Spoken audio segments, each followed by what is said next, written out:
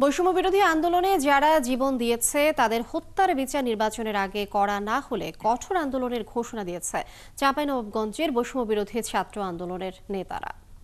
সকালে নবাবগঞ্জ সরকারি কলেজ থেকে একটি বিক্ষোভ মিছিল বের করেন তারা। পরে চিফ জুডিশিয়াল আদালতের সামনে এক পথসভায় তারা এ হুঁশিয়ারি দেন। এ সময় তারা অভিযোগ করেন চাঁপাইনবাবগঞ্জ আদালত থেকে বিস্ফোরক, চাঁদাবাজি, হত্যাসহ একাধিক মামলার আসামিদের ৪৮ ঘন্টার মধ্যে জামিন দেওয়া হচ্ছে। বিচারকদের আওয়ামী লীগ নেতাদের জামিন না দিতে অনুরোধ করেন তারা।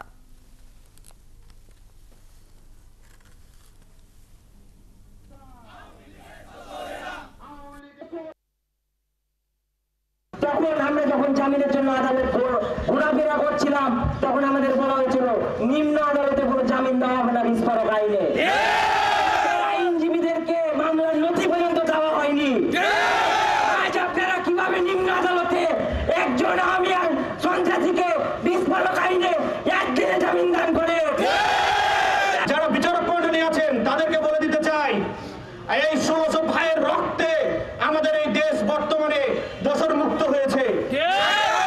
আপনারা যদি ভেবে থাকেন যে আওয়ামী লীগের দোষরগিরি এখনো করে যাবেন, তাহলে আপনাদেরকে বলে যেতে চাই আপনাদেরকে রেড কার্ড দেখাতে সময় লাগবে।